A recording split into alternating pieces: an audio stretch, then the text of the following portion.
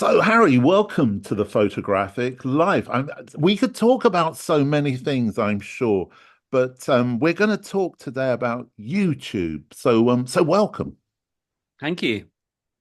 Um, YouTube and photographers. You've got your own channel. I think it's brilliant. There's a whole set of reasons why I think it's brilliant. But first of all, before we talk about that, why did you do it? Well, I think it was a kind of a jigsaw puzzle of lots of different reasons. So, on a personal level, I am really attracted to the idea of working with my children. I'm doing a project with my daughter called First Drawn, where she draws pictures of me and I photograph her. And I've used my youngest in my latest book, on divorce, where I interviewed him about me splitting up with his mum. And I think Fred is a very creative person, my son, and he'd sort of plowed the furrow of the traditional career path. He'd done a computer science degree, and you start out being creative and you want to have a creative life yourself, and then you end up being bourgeois and getting your children to do something boring because it's safe. And he got to the point where he was a back end developer. He'd worked for the Royal Bank of Canada and on paper was doing really well, but wasn't really enjoying it. So that was great. So I sort of said to him, I thought about it, and I thought at his age I was sort of working for the NME and going around the world and doing what I wanted really. And I said, he'd sort of suggested doing it before. It was his brainchild. And I thought, actually, why not? Because the thing about it is that it's a lovely kind of Venn diagram of lots of different, it's got moving parts. It's a machine that requires a lot of disparate elements. So you have the fact that he's prepared to sort of hang out with his dad, the fact that I'm sort of by temperament quite loquacious and, extrovert, and prepared to talk about my life and so on in a very open and indiscreet at times way, and the fact that I have all this IP. So I've been working for consistently for almost 40 years, and often without wishing to blow my own trumpet, I've managed to get some definitive pictures along the way, and so it sort of feels wonderful as well to be part of something. And this has happened subsequently. I've sort of realized that it's joyous to be. I've been sort of depressed at the state of printed media and the sort of inevitable terminal decline, where even if you're quite talented and I do get the odd commission. I've had two really big commissions from the Guardian last year. Jeremy Clarkson, which was on the cover, and then Keir Starmer, which was on the cover. So I do get commissions, but it's an ever kind of shrinking, depressing kind of world, and increasingly kind of completely bogus, because everyone's pretending that the Titanic isn't sinking, and there's ever more kind of labyrinthine ways that people are kind of trying to carve out some kind of revenue stream. And it just I find it really irritating. And so it's exciting to be part of this platform, which I'm really glad that Fred persuaded me, because it sort of feels like it has the potential to grow, and also as a byproduct, sort of create a legacy, create something that is sort of interesting, and maybe will give my Fred's kids an insight into what their grandfather was like. Wow, well, you certainly covered the ground there, but I think what for me is so special is that whenever you think about photography and YouTube, you think about really kind of hobbyist, amateurist kind of people putting stuff out, which isn't hugely relevant to the majority of people to who take the medium really seriously. Then you get the really kind of hardcore academic-y kind of stuff, which again isn't necessarily sort of very accessible to a lot of people. Then you get two guys in America talking about kit and being drinking coffee and drinking beer and being super aggressive. That's really horrible. And then we get what you do, which because a lot of the stuff you're talking about, although you talk about recent shoots, you go back to the 90s, you talk about that world in the early 2000s as well. A time when I was working on similar shoots that you were working on. We've photographed the same people, and it's what you're saying and the honesty you're bringing to it is truth. That when I listen to you talking, that's exactly as it was. But you're also very open and honest about how it worked, but also about how the celebrities were. Mm, mm. Yeah, I think you have to kind of jump in with both feet. I think you have to commit to anything. I mean, when you play sport, you sort of fail if you kind of just go into attack or half, half cocked. You have to sort of really commit to it. And you're more likely to get injured if you kind of go in, sort of in a full of trepidation. And so, and also, I'm an open book. I mean, I basically have got to the point in my life where I remember when Fred was a kid, and I was telling him not to do something, and he just turned around and he was a teenager, and he sort of looked at me and he said, "Dad, I don't care." Basically, I don't care. I don't care that I'm sort of talking about how much I was being paid by the enemy. Back then, I don't really care if I don't get another commission. I think I've played the game, and I've proven that I can get commissions. I've had commissions from Vanity Fair and the New Yorker, Vogue, etc. And so I don't have anything to prove. And I sort of feel also, I think with when you have things happen, like my mum died last year. It sounds like I'm having a breakdown or whatever, but I'm not. I've never been happier. I had a best friend who died in his 50s of esophageal cancer. You realize that nothing matters. Nothing is of any consequence whatsoever. So all that matters is friends and family and the truth. And I'm very fortuitous that I have good relationships with my children and my friends and my ex-wives and ex-wife, I should say, partners, and we're all a big happy family, and I want to kind of actually say talk about my life before my voice becomes querulous and I become kind of I lose the ability to communicate, because it's fun. It gives Fred an insight. He's genuinely interested in what I was doing when I was sort of going out the front door before he went to school, and it feels the most kind of I think it's sort of absolutely fundamental to who we are as human beings. We're kind of storytellers. We are a collection of memories, and that's what kind of unites us. That's why dementia is so sort of tragic, because it starts to strip away people's essence of being human. Yeah, you're right. And my mother has advanced dementia, so I know exactly what you mean. But it also, I think, kind of confirms a phrase that I often use, which rather glibly, but I do mean it, which is kind of photography is memory made history. Yeah. And I think that that's particularly relevant. I think what's also interesting about everything you've just said there is it's coming from, and this idea of the adoption of a social media platform can so often be seen as a cynical commercial kind of marketing. Mm. But what you're talking about here is actually adopting it and as a development of your career from an emotional perspective. Absolutely. Yeah, we have probably made a nod towards our thumbnails. Fred has realized the science of making thumbnails clickable, and that's important. But we don't want people to feel betrayed when they click on a thumbnail, and and feel that they've been shortchanged and it's clickbait. It's walking that sort of tightrope. I mean, we fundamentally it's about the process of doing these things. And so I was saying we're interviewing Margaret Drabble this afternoon, and she's not going to be that kind of interesting to a lot of people, but it's an interesting story. I photographed her, and then she ended up writing a short story about me, and for me it's an interesting it's kind of quite esoteric, really, and sort of photography adjacent. But I do think it's what we want to do. We're just doing what we want to do. We've got interviews lined up with Lynn Barber as well, who I used to work with a lot when I was working for the Observer, and it's interesting to talk to her about the collaborative process and an ongoing relationship, which I now cherish. I love Lynn. I mean, when I first started, I remember turning up for shoots, and people like Lynn Barber and Marianne McDonald, who were doing the interviews, particularly Lynn, was very intimidating. And she would say, "We've got an hour. I'm getting 55 minutes. You're getting 5 minutes at the end." And so you'd think some hostility, the roots of hostility would kind of grow. But over time, you just respect what they do, and you realize that the way to actually have a successful career is be someone who's good to work with, who doesn't necessarily acquiesce, but basically realizes the pressures of being a writer, and they need to get an interview, and you can get something very good very quickly if you have to.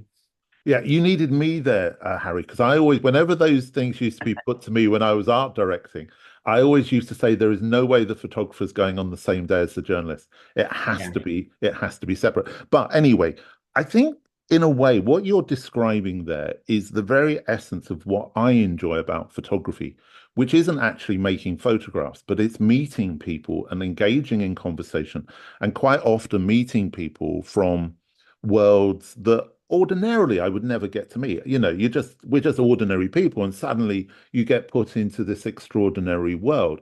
But also, I think so in a way, although you're saying I'm not that bothered about commissioning, you've kind of recreated and you're commissioning yourself Mm, process of taking control over mm. how you disseminate your work and your thoughts. Yes, it's very interesting. I probably shouldn't talk about this, but I will. I mean, we both our video about Jeremy Clarkson.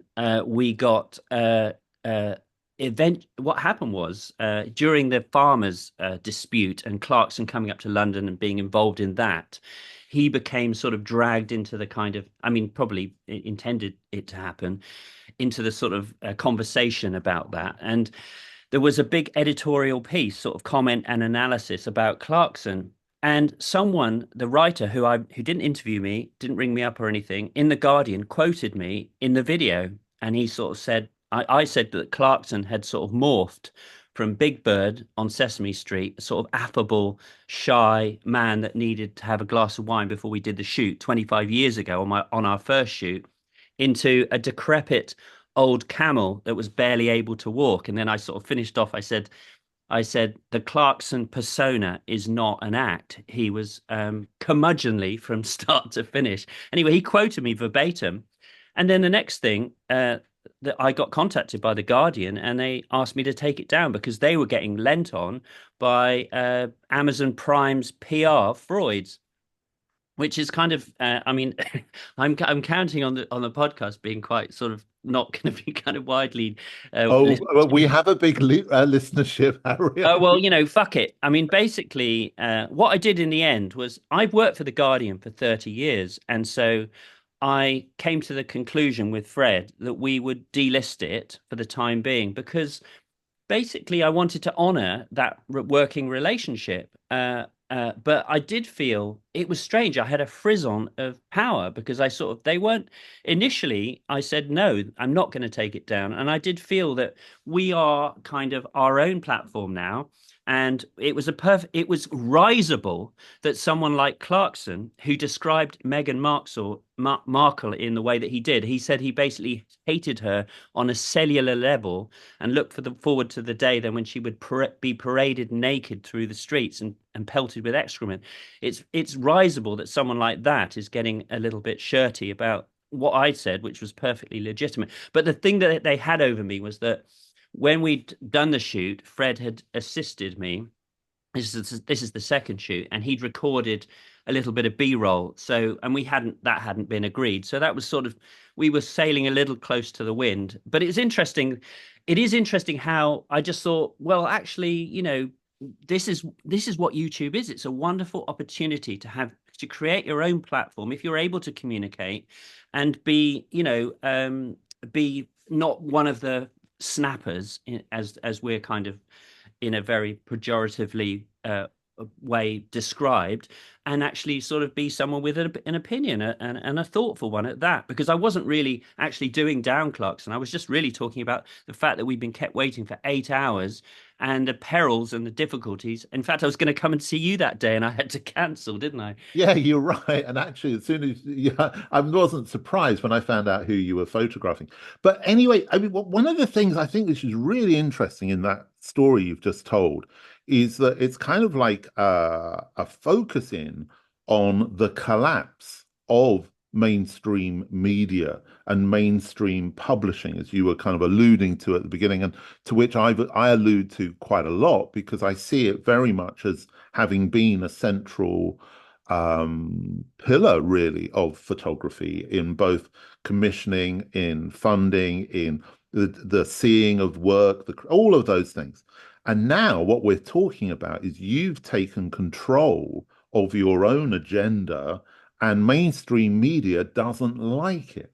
Yeah, well, in that instance, definitely. Well, more the Freud's PR, but I found that similarly when reading your book about your time at Vogue House. I remember sort of waiting in the reception. It really chimed, and for me, that there's a movement called radical honesty, and it's I just think the trick. I mean, I sound like a born again Christian. I'm not a religious person, but I think the truth is divine. I'm not going to dress it up, and I'm just going to say it as it is. And that's what I found compelling about your book because it's not really indiscreet. It's just actually recording what it was like. Everything you said rung true. And then I was reminded of Isabella Kuhlman because I remember sort of seeing her. I did a video about working my first job for Vogue, and then sort of looking at the masthead and thinking maybe one day they'll look at my portfolio and I might get a job like Bailey.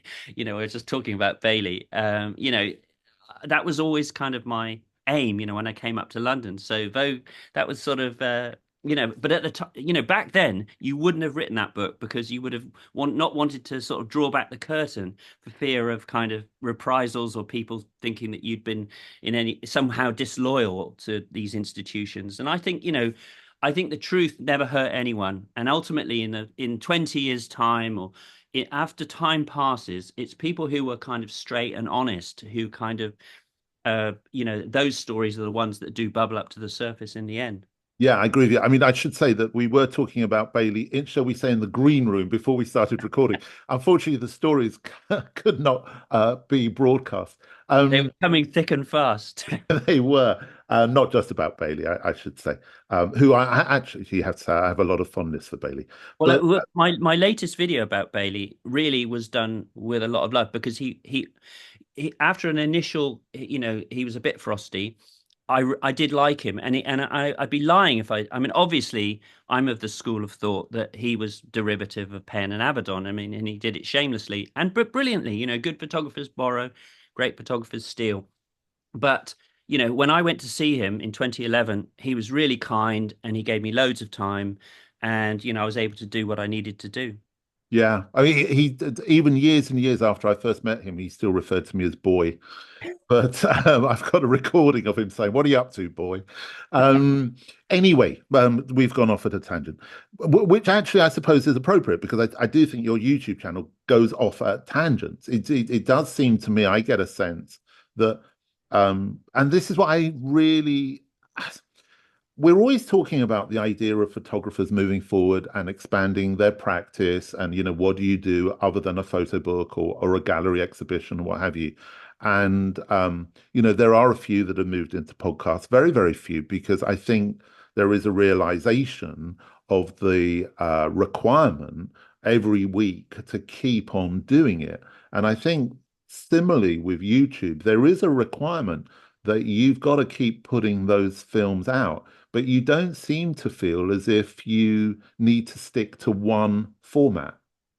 Yeah, yeah. I was just actually thinking about. I was just looking at the I was just reminded of I think what some my personal nadir and kind of illustrative of how things have kind of shrunk and how there's an ever narrowing way that you're expected to kind of be in the world of photography, and nobody's really making a living and no one's really talking about it. Was the point at which I got commissioned to photograph Brett Rogers at the Photographers Gallery. And at the time, they had Vishniac Remembered, which is a sort of about the Holocaust. And because I sort of deemed it would kind of curry favor and be really, really good, I brought along a copy of my first book, which went on to be shortlisted for one of the best photography books of the year, with the Kazner Krauss Foundation. So I brought along a copy for Brett and she loved it, and she said particularly at the moment with this exhibition we're doing, Vishniac Remembered, we should have this in the bookshop. And I'd asked the publisher to suggest it to the bookshop, and they'd come back, they'd said a flat no. And so I went down and I said I'd spoken to Brett and had a chat with them, and they still continued to kind of say that they wouldn't be stocking my book because it was a mainstream publisher. And I thought, it's just, I used to go to the Photographers Gallery in Great Newport Street, and that was my ambition. to be at the photographer's gallery. And I just thought it was kind of absolutely ridiculous that because it's a mainstream publisher, it's almost like willful kind of self-immolation, that they're kind of like an ever decreasing kind of circle of irrelevance to the next generation of photographers who are on Instagram or YouTube or whatever, that they're kind of like they just want this kind of esoteric little circle jerk where everybody is kind of backslapping each other and buying each other's books on Kickstarter, and these books are only like 500 copies. My book was probably about 10,000 copies, and it was a big attempt to do a historical artifact. And at the Photographers Gallery, I have an exhibition about the Holocaust survivors, and they're not putting it in the bookshop. It seems ridiculous and very kind of emblematic of the where we're at with the photography world currently. Yeah, I mean, it's a really another good illustration. I have to say, I think that there is only one other photographer that I've come across who I think is using YouTube as well as you, and that's Alex Soth. And I think that Yeah. most people would probably be surprised by that fact. But actually, the combination of Soth's films and your films, it's an education. Well, the thing about Alex, and I don't, I've been to see him talk and stuff like that. I'm a fan, but I don't know him.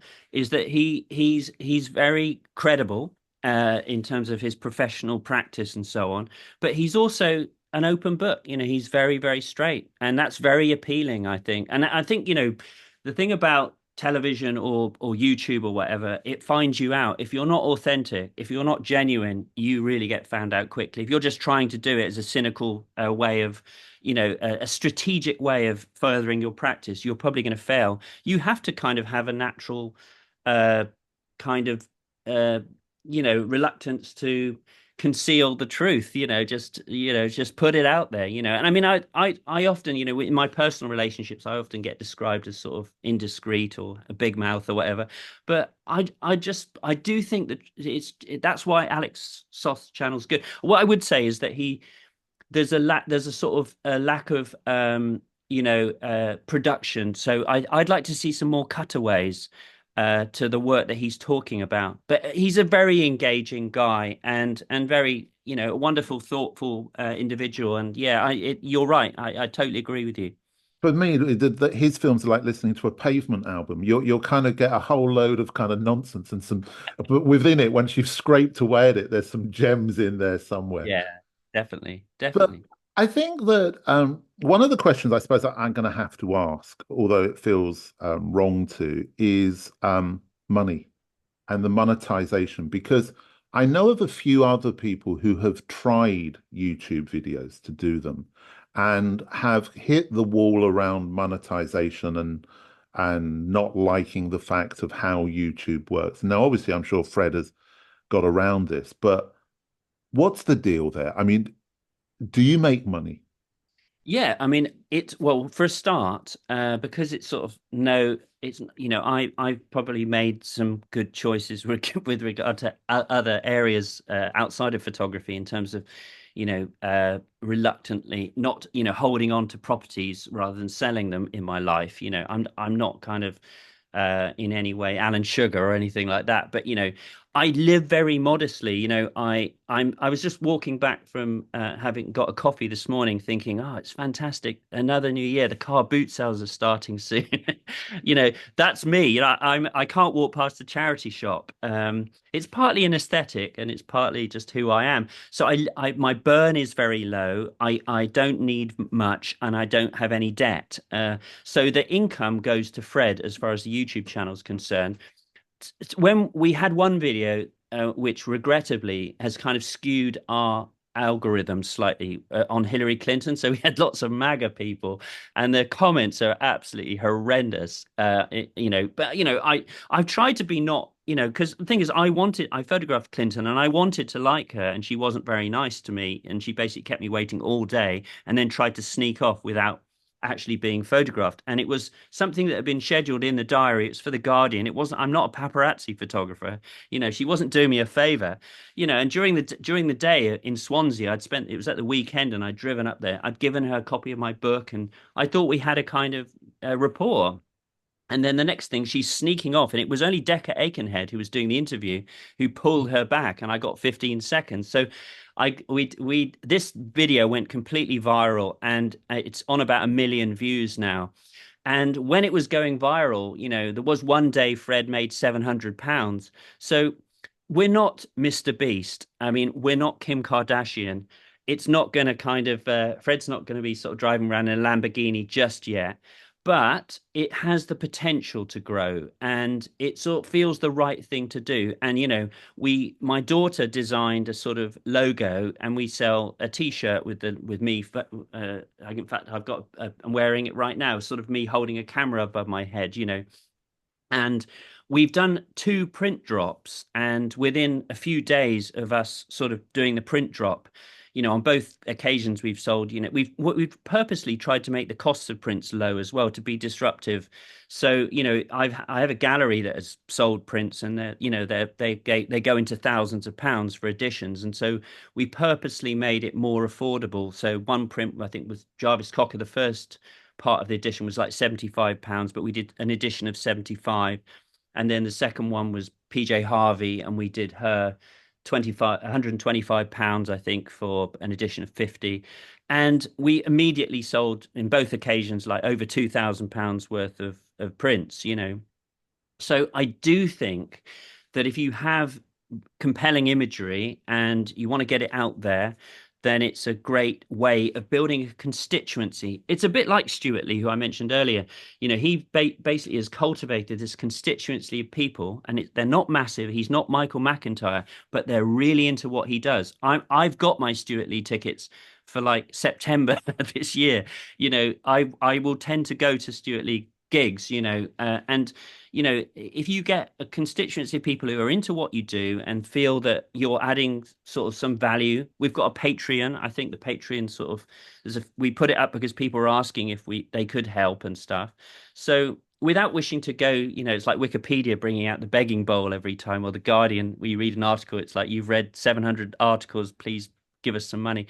There are ways of helping you subsist. I mean, Fred definitely doesn't make as much money as he did when he was a back end developer, but he's a lot happier. And he's sitting next to me, and we're going to have fun this afternoon, and we talk every day about what is coming up on the channel, and how we can improve the thumbnails, and sort of making incremental changes. So I think, as you know, it's about the process, isn't it? But it's definitely better than TikTok or the other social media platforms, because what I would say, and I'm going on now, but YouTube is the best, is the most successful streamer that no one talks about. So Netflix spend billions on all their content. YouTube give it away for free, but they give the content creators a fraction of the advertising revenue, and that model is really good for people like us, who are kind of trying to do something, and it's a marketplace. It's fair, if we with the Bailey video, we made a few little changes, and it's done really, really well. And you notice that, and we're talking to other YouTubers.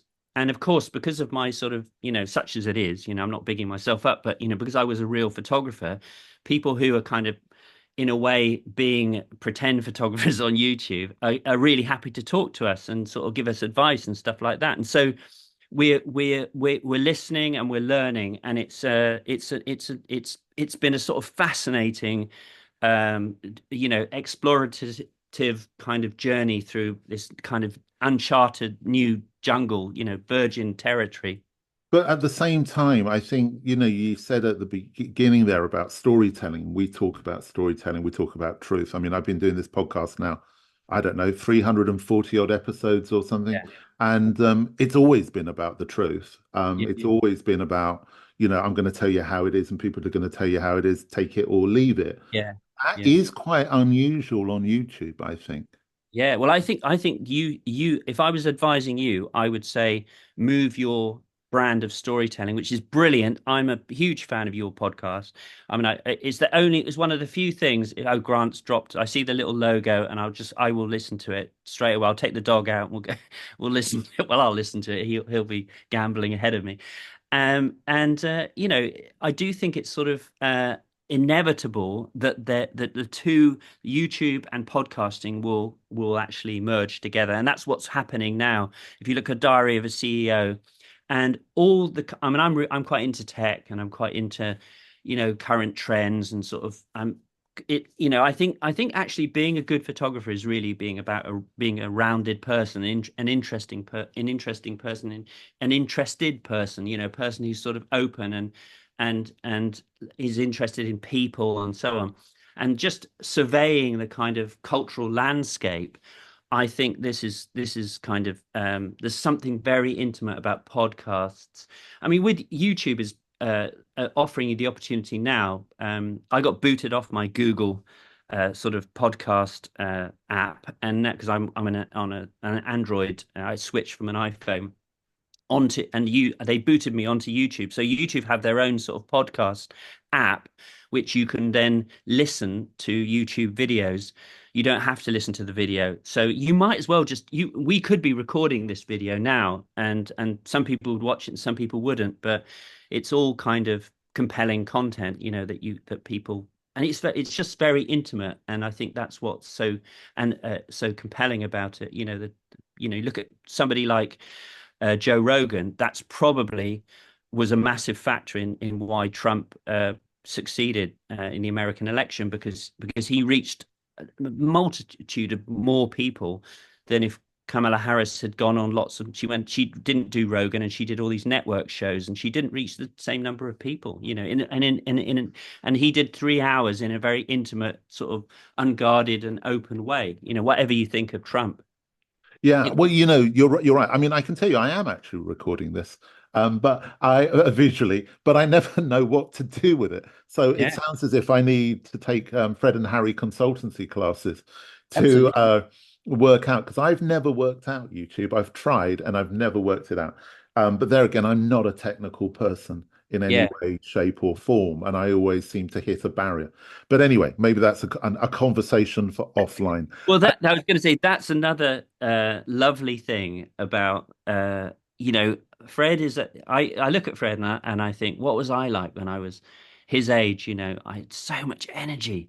I was so kind of full of optimism, and I mean, I wouldn't say that I'm jaded or cynical, but I'm sort of have a degree of sagacity that is born out of a few knocks along the way. But that's a lovely thing about him, because he's on an experiential level.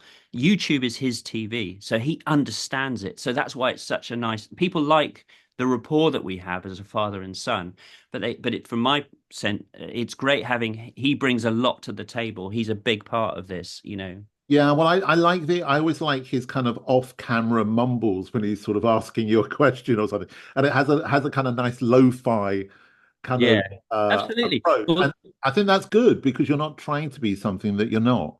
Well, an interesting thing, I just think I keep saying this to myself, because when I was his age, I was all about Nick Knight. I wanted everything to be perfect, Richard Avedon, absolutely exquisite perfection.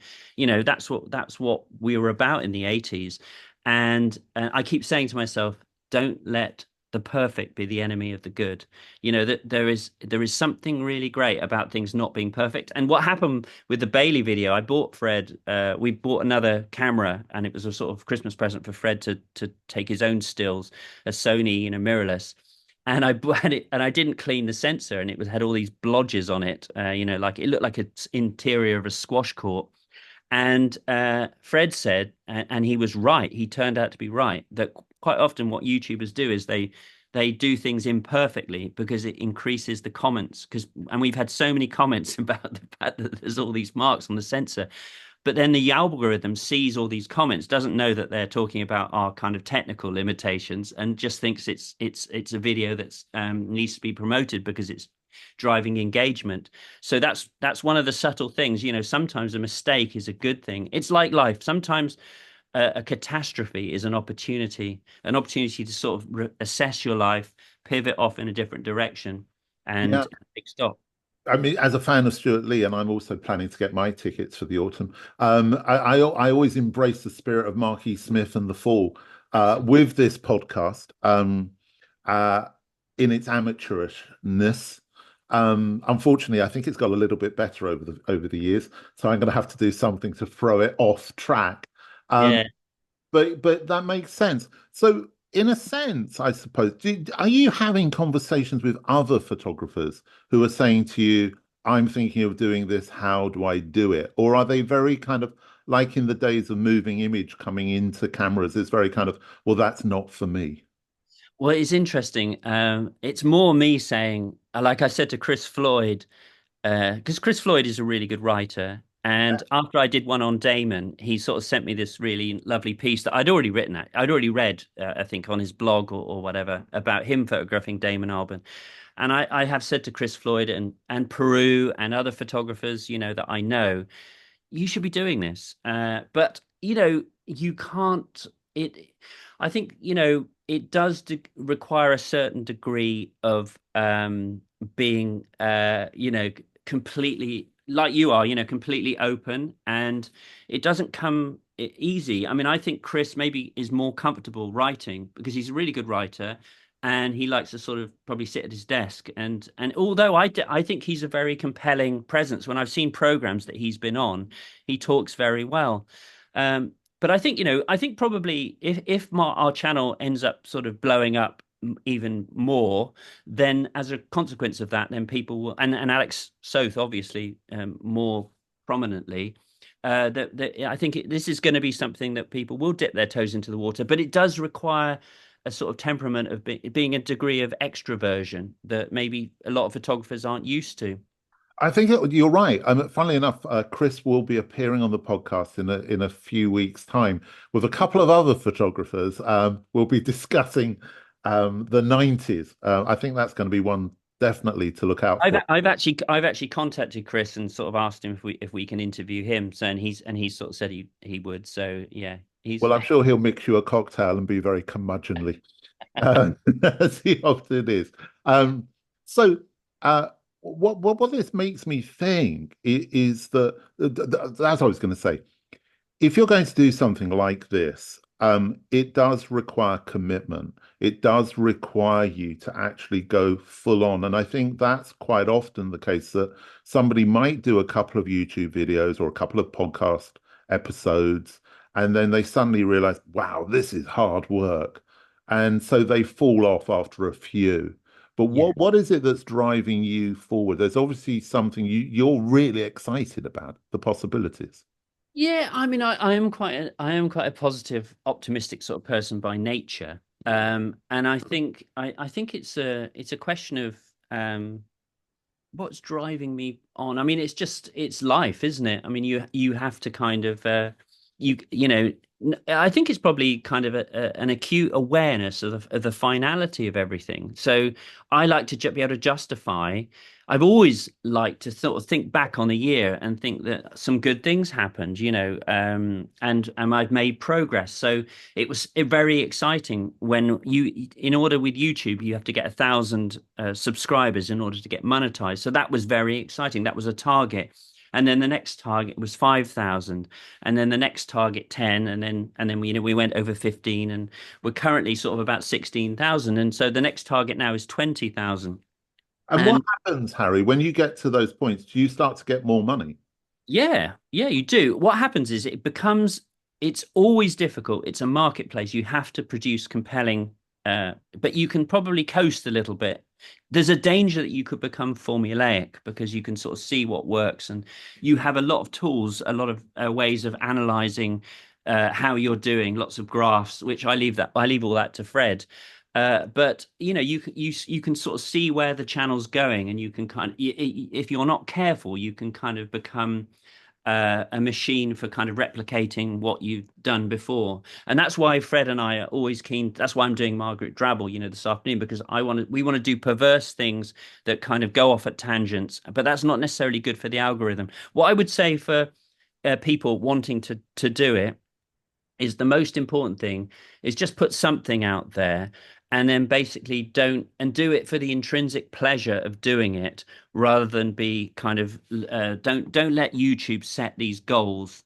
I mean, when you get to 100,000 subscribers, you actually get YouTube send you a plaque, which Fred's very excited about, and me as well, because it would be we can have it in the background, and then when we're a proper kind of YouTuber in a way. Maybe I'm not a photographer. I'm starting to become. I'm slowly morphing from a photographer into a YouTuber. But you do have to. What I would say is you have to. What we do is we always post on a Monday. I mean, you probably have this with your podcast. People expect the to see it, and you fall out of people's consciousness. And it's a bit like commissioning. I always used to say this to wannabe photographers, that the picture editor is never saying the next job I get, I'm going to give it to Harry Borden. But also, they're not saying I am never well, maybe sometimes some. I have spoken to some picture editors who take against a photographer, but most of the time they're not saying I'm never going to give Harry Borden a job. It's you're just in their subconscious. You just sort of float up to the surface. It's completely arbitrary, serendipitous. You have no kind of control over these things. So when you're doing any of these YouTube or podcasting, you have to post regularly so that people it becomes part of their routine. People look forward to our podcast dropping, and then we immediately get a load of people that will click on it, and then that helps the algorithm, and it's a virtuous cycle. But I look at other photographers, they'll do one, and then you can see that they're probably disappointed, and they sort of don't do another one for 3 months, or they do one that does well because it's basically maybe a review of a camera, which is pretty boring. But and then they sort of cynically think, well, maybe I had to do more of that. And I think you have to kind of be authentic. You have to look at your area of expertise and understand your brand. Like Fred said, I'm not Mr. Beast. I'm not a young guy. As Woody Allen said, I'm no Cary Grant. I don't have your beautiful voice. I'm a weird old guy who looks a bit like Gollum, who's really intense, and is quite good at photography. Was just had this innate talent, and my enthusiasm, and I'm a pretty good talker. My dad was New York Jewish, so I probably inherited a bit of that. And you have to sort of understand your limitations. I sort of say to Fred, make me look better, but silk purse and sow's ears. you know But it's funny you say that. I mean, one of the things that I was talking about formats. So if someone's listening to this and they don't know, because we've been talking in some depth, um, the majority of the videos are, or short films, are you talking about one specific shoot or a couple of shoots where you photographed a celebrity on a number of different occasions. And you give the background, you give how you felt, you talk about the commission, you talk about the reality and the path. And rather sweetly, you share exactly the same hope that I've often had, which is you're going to photograph them and you're going to become best friends. And suddenly you and PJ Harvey are going to walk off into the sunset That would forever. be And great. you know, Yeah. we've all had that dream as photographers. Um, but then also one of the things which I've really enjoyed, I think you've only done one, but I loved it, was when you went around your house and did this kind of afternoon television program where you looked at the prints um, and you talked about the prints on the walls of your house. And the majority of photographers, or if you're involved with photography, your house is full of prints, and there's always another story behind them. And I could just see that appearing networked. So Mm. I think there's a really interesting crossover here. Well, Not we're only, gonna do you, Grant. Definitely. It's well, only you're by all means welcome to so that idea was copyright Fred, because it is a brilliant idea, isn't it? It's like desert island photos. It's just such a good idea. it's pure afternoon television with a cup of tea and a digestive biscuit. I think it's one for the retired. I think it's absolutely brilliant. Um, but it is interesting that creatively, and you pass that on to Fred. But as a team, you're working together, so that's collaboration. That's great. But you're also crossing what would be perceived as being traditional boundaries because you're taking what was commissioned for print into YouTube. There are elements of television, there are elements of broadcast, and there are elements of journalism. All because you're talking about going out and suddenly you're an interviewer. Um, And it always takes me back to the days of punk at the end of the 70s and early 80s, where we all had such great ideas, but we didn't have the tools to do it.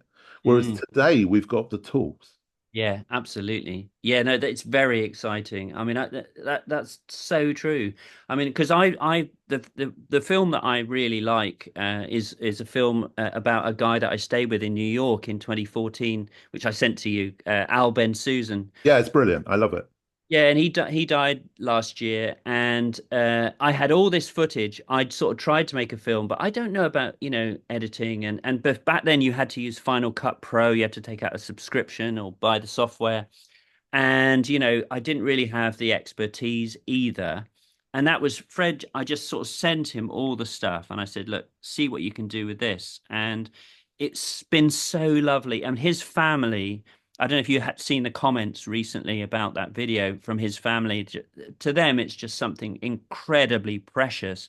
And then they showed the video to this huge gallery in America that do a lot of sculpture and fine art. And they're basically having a massive retrospective because of that film. And that film's going to be playing in the gallery this year. So it's a really good example of the intangible things that can happen as a result of the YouTube channel that you couldn't have foreseen in your wildest dreams. But that's a beautiful film because I love that guy. I stayed with him in New York. He was so cool. He was like my dad. He was like New York Jewish, but he was kindly. He gave me a little opinion knife in case I was attacked on the on the metro, Or, you know, or whether or not you needed to subway. slice a pear. Yeah, he was just extraordinary. And he also gave me a kind of idea of what it could be to be an artist. My sister's a big influence on me as well because my sister sort of doesn't have a huge income or whatever, but she has a few people that collect her work, and she's been shortlisted for she's runner up in the BP Portrait Award. She's incredibly talented, but she lives her life according to her own kind of. She's not driven by material possessions, and she keeps things very, very simple, and she just paints and writes, and her work is brilliant. And I think, Al Ben Susan, this guy in New York, was very, very similar. He just would go he was in his 80s and he would go to the studio every day and just make something. And the film is really a celebration of that kind of ethos, which I think is getting kind of sidelined in the way that social media wants us to sort of be doing things for ulterior motive, for material gain or to show other people how special we are. It's just the intrinsic pleasure of creating and making something. Which seems to me to be a very good place to end the conversation. I Absolutely. think, in a sense, where we are is, we're always encouraging photographers to take control of the situation. And I think that's exactly what you're doing. And also you're extending visual storytelling, which is what photography is to me. And I hear a lot of people saying to me, it's not storytelling, it's this and it's this. And it's like, well, no, intrinsically it's not. It is visual storytelling. And whether or not that's through YouTube or through a gallery wall or through a book, I don't think it really matters. Mm. No, I think you're right. Right on the money. Well, thank you very much. As always. Well, rarely. I will take your compliment, but not necessarily agree with it. Thank you so much, Harry, for sparing the time. And if you are intrigued by what Harry's been talking about, how can people see the videos? What's the name of the channel? The channel is on YouTube and it's at Fred and Harry Borden. So Borden. And And obviously at United Nations of Photography.com, I've put all the links to Harry's website and Instagram and all of those kind of things. Thanks very much, Harry. thanks, Grant.